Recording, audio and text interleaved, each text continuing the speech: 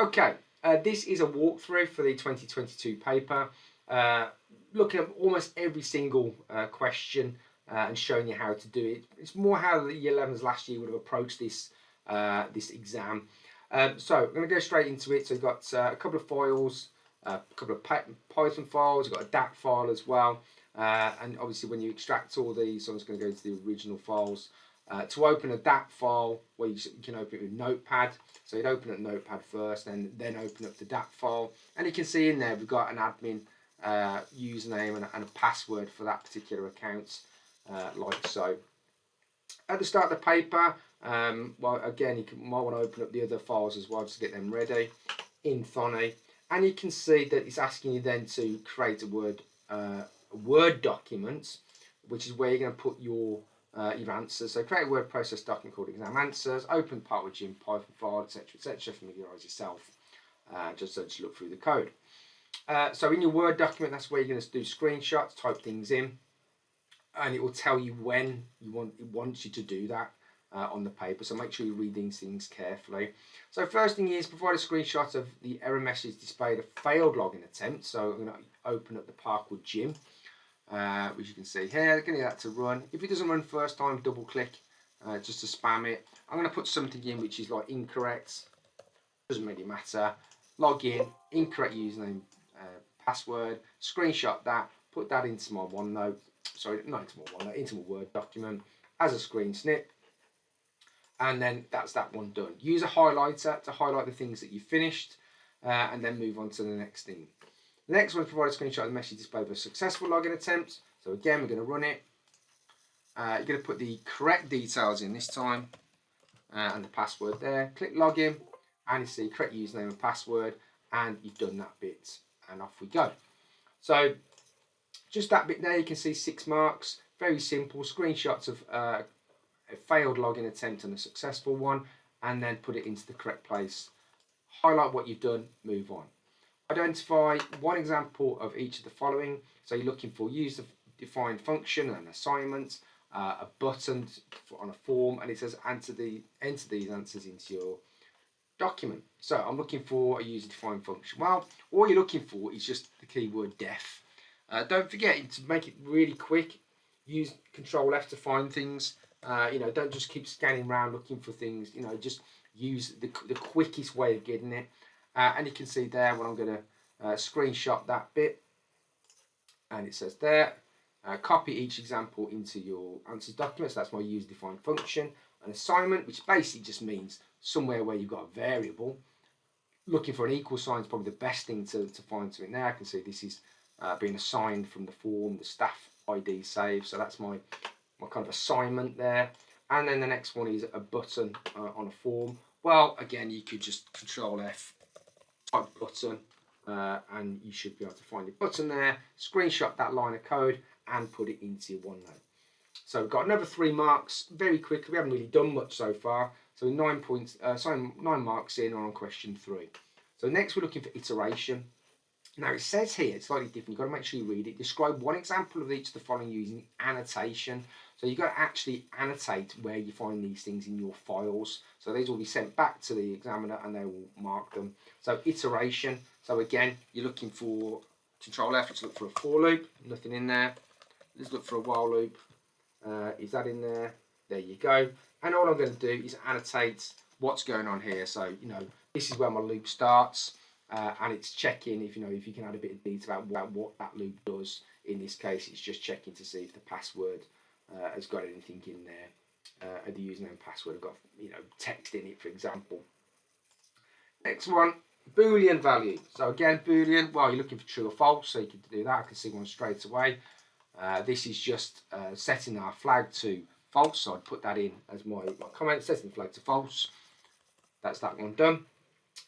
Next one is selection. So you're looking for if.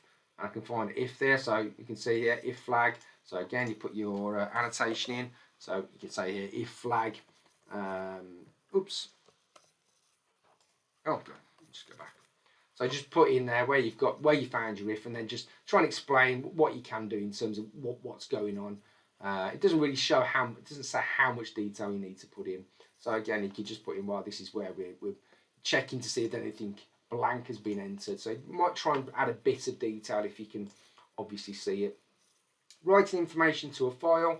So in this case, well, we're looking for the word write, but this is where you kind of familiarise yourself with the what's going on here. So I can see here, right, I can see I've already put a comment in. Oh, where's that gone? Comment from previously. Oh, that was it there. And you can see I've put something again. I'm not sure what I've written there. Writing data to the file. Okay, so that's kind of like that bit done there. So I very quickly found iteration, Boolean selection, and writing information to a file just by using Control F and scanning through, and then putting an annotation where these things are. It might not be the same this time round. It might be something completely different. So just think while you're looking for a library, or you're looking for where we've got form elements, etc. So where would you put your comments in for that? And it's really just familiarising yourself with the code to try and find these things fairly easily. So at this point now, question 3 is done. 8 marks on that, 3 marks on the previous one, so you've got 17 marks in already. We haven't really done much, to be fair. The next thing is the design. Now this is where you've got to write your algorithms. Now with these questions, you've got to not spend too much time on them. So you can say there's 6 marks. I would time yourself and say, right, I'm going to spend 6 minutes on this particular question. I'm going to try and do as much as I possibly can do on this, writing out an algorithm. So I'm going to read through the scenario. Design an algorithm accepts input of a new member's last name. Algorithm to output a suitable error message if it contains numeric values, etc., etc.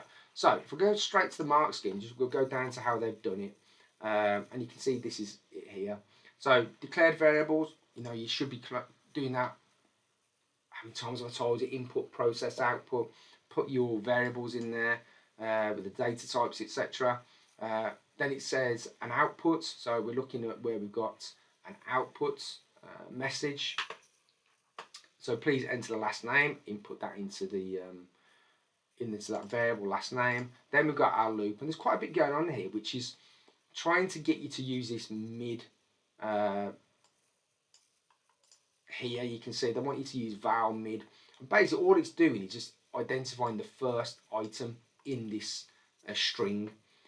It's a bit of a long-winded way of doing it. You can see up here, use of mid or other string handling. So all you want to do basically is loop through the string and just check, does whatever appear at the first elements match a number in our range here. If it does, well, we want to output an error message saying that a numeric value has been found. And you can see what they're using here is flags. So rather than having multiple flags appear every time a number's found, we're only going to have one appear at the end if the truth flag has been set. Output message string is invalid and fully correct algorithmic logic. I would not spend too long on this kind of algorithm. I try and get down the key stuff and move on. You don't want to get bogged down in the algorithms. Just stick to the inputs, the processes, the outputs, and you can always come back to it if you've got time at the end. The next one is a fairly straightforward one because there's no loops involved in it. All you've got to do is perform calculations. So the insurance fee is calculated at 10% of the monthly membership fee. Input the monthly membership fee, calculate the insurance fee, which one is 10%, calculate the new total fee by adding the membership fee to the insurance fee, and output the results of the calculations. Again, it's the same remarks, but it is very straightforward compared to the one that you just had there. Variables, output a string, so please enter the monthly membership fee, inputting whatever membership fee they put in and storing it in the correct variable. And then we've got our calculations here in terms of calculating the 10% that they type in. Once we've got that and we've assigned it into this insurance variable, we can then add that onto the monthly fee, and it generates the calculation and the numbers that we're looking for. Really easy, really straightforward algorithm that you need to write. So you've got 2 algorithms there, and I imagine you probably have 2 algorithms to do again. But don't get bogged down, try and get through them quickly. You might have to implement them. This time there wasn't much implementation of algorithms. It's a little bit more straightforward, but that might be different year upon year. So potentially you might actually have to program your algorithm. So as I say, don't spend too long on these. Try and get your marks in as quickly as you can, and you can always come back to it. Implementation, well, this is the bit really. Look at the amount of marks on this. There's loads and loads of marks on this, and I think everybody, this is like core stuff. Everybody needs to be able to do this because it is so straightforward. It says here, Parkwood Gym would like to create a new form to store members' details. We're going to put it, if you jump to the bottom, in a Python file called members.py. So all I'm doing is creating a new file. Let's save that in here. I'm going to call it members. Actually, I'm not going to put it in there. I'm going to put it in the. I won't put it in there. It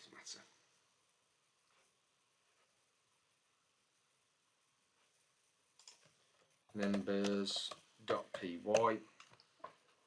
like so. And all I'm doing is literally trying to find the form that already exists. And as we know, when we run this file and we get past the kind of the login screen, by you can admin and then widget 2022, click on login, and you can see I've got my menu appears here. So I've already got one which is called add staff. Okay, there's a form, and I've got one called add user. Okay, which is basically adding a new user into the system. I've also got payroll, but that's not really going to really help us. I'm interested in add staff because it's got a form with quite a few fields in, and I'm just going to copy that. So what you need to do is start copying things from this file. I'm going to do this very simply. So I need these things at the top, which is all to do with my libraries. I then need to find the one where it's adding staff, and it starts here. So adding staff, saving staff. So if I just come down, and you've done this a number of times, it's very straightforward. You just got to be careful when you're finding there. If I copy that, put it in like so. Let's just get it working. Okay, nothing happens, and it won't happen because I'm not actually called the function. So I want it to run the add staff. I'm going to put that underneath, like so. I'm going to run it. Well, lo and behold, we've got a form that appears called add staff. Now, this might not work every single year, but in this case, what I'm trying to do is go from staff to members. So probably the easiest thing you can do and the quickest is if I go to Control F, and this might not work every year. Sometimes you've got to go through manually and change the words from staff to members, etc. But in this case, I Control F, I look for staff, which has got uppercase. I'm going to change it to members instead. Okay, so everywhere we've got staff, it's going to become members. So if I replace all, what you'll see, I've now changed everything into members very, very quickly. Members ID, it's changed the variables there as well for me. It's changed the name of the form, it's changed the file it's been saved into, it's changed what's happening in terms of the outputs, etc. It's so quick that was. And if I just run it now, okay, it's got my members ID, it's called add members at the top, so it's very quickly changed everything. Easy, really simple, straightforward, and I don't really have to worry about much else. There's a few things to change. So for example, member ID, first name, surname, weight and date of birth. So I'm going to have to do a bit of manual work now because I need it to be weight and date of birth, like so. Now you can see it says address var postcode. I'm not going to bother changing them because it doesn't really matter. All it's doing is saving something into the file. So if I run that now, hopefully it should have changed the words, weight, date of birth. And you can see when I run this, we've got the member's ID, that's the first name var, the surname, the address and the postcode, which are storing the weight and date of birth. I mean, you could change it if you really wanted to weight, etc. But you might find some other issues coming up. It just depends. You've got to be flexible with this exam. And when we press the save button, it's going to call the save members function, which is at the top. And it's going to say, right, okay. I'm then going to try and put this information into our text file here. And this bit is where we're writing things. So it's going to put in there the member's ID. It's going to put in the first name, surname, address, which is weight, and postcode, which is date of birth. So if I run this now, so I'm going to just jump back, create a functioning back button.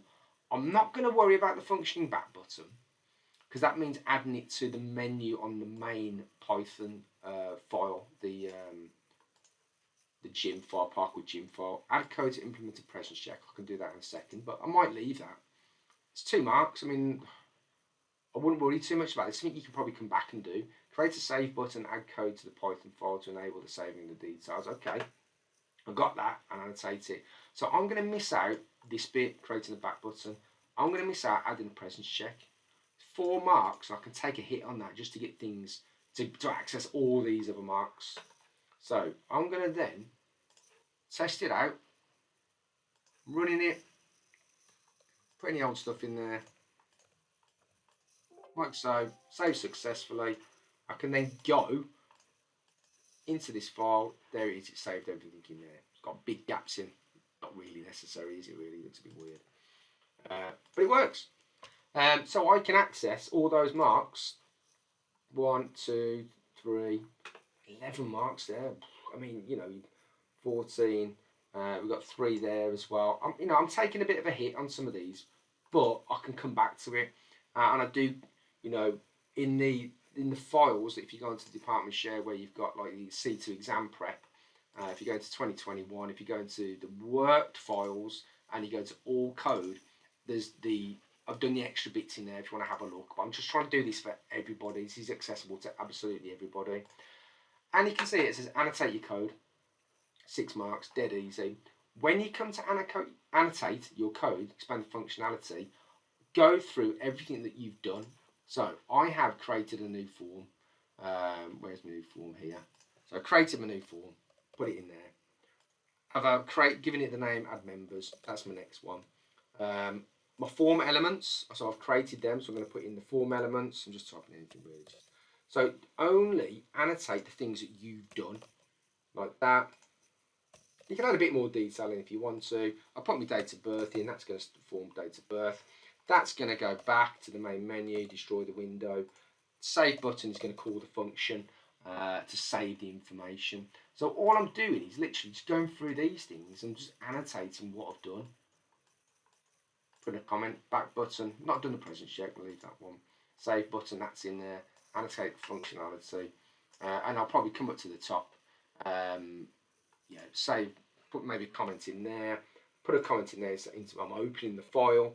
And then this one here, as we know already, this is where we are like actually saving the information into a text file and then outputting a confirmation message. So that's all you need to do for that one really. Just annotate what you've done. And then it's easy marks, 6 marks. I mean, you can just go through, add a couple of comments in, and it's done.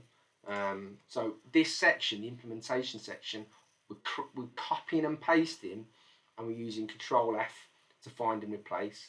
As I said, it might not work every year. You might need to go through the code and manually change things. It just depends how easy it is to swap a word within that code, and you're done. Next thing, testing. So here, this is all we're doing now is testing what you put in there. So test functionality. All I'm doing, if I just run this, I'll just drop it down. There we go. Move that out of the way. Test functionality, a presence check. Yeah, well, I'm not worried about that. I'll leave that for now. Enter the following information.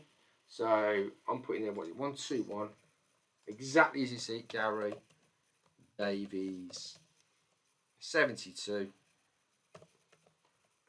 6, 1, 1998. And I'm going to save that. So I'll get a screenshot of this bit where I put in the members' details. I'm going to get a screenshot of it successfully saved, and then I'm going to go into, and it says all here, don't we? Form completed with the details, message confirming it, member details, and then all I'm going to do is go into my text file, which I've got in. Oh, I didn't put it in there, did I? Put it in original files. And there you go. And you just screenshot that. So that is the testing phase. just putting in data in, and as long as your form works and it saves things into the text file, done, 5 marks. And that's it. So it says here, test the functionality of presence check on the member ID before the screenshot of the error message. You know, we didn't do that, but I'll very quickly show you. If I just open up the kind of work files, all code, and just very quickly, as I say, you might not be interested in doing this bit. Oops, I didn't mean that one. You might just think, you know what, I'm not going to worry about that. I'm just going to keep it simple. But you can see this is my presence check. All I'm doing is checking to see, and I've just copied and pasted this from other code within it. Don't worry about trying to do everything from scratch. Just you know, use code that is there. So I'm getting the member ID and then checking to see if there's nothing in that field. It's going to output a message. If there's no issue, it's going to go into the else block. So that's how it works with that in terms of the presence check. So if you wanted to go down that route, you really want to maximise everything, then please look at the other files that I've got. So that's 5 marks on testing. Refinement. Refinements, blah blah blah. Where change your tax system, so increase the tax rate. So the algorithms that you've done aren't actually been implemented in this particular exam, but they could be in other exams. So beware that you might have to code them as well. So I'm going to open up the. Oh, I've already got it. The payroll here, and you'll see. Just move that bit. Increased tax rate from 20 to 24%. So this is where things are being calculated. So you can see tax there. At the minute it's 20. I need to get up to 24. But you'll see it's referenced on other lines as well. So it's not just in here. It's not very efficient, put it that way, because I'm having to hard code numbers in multiple times. 24. Ideally, you just set that once and just, you know, use the variable. So it's a bit of a shortcoming on this particular code. Annotate your refinement. So all you can do in there, say tax change, blah blah blah. What you've done, change it from 20 to 24%. Change the national insurance rate. You're doing exactly the same thing to 8.5. Let's make sure we get the right one. National insurance at the minute is 14, so bring that down 0.85 to change it to 8.5%. And again, you can see, don't touch the pension one, just be careful.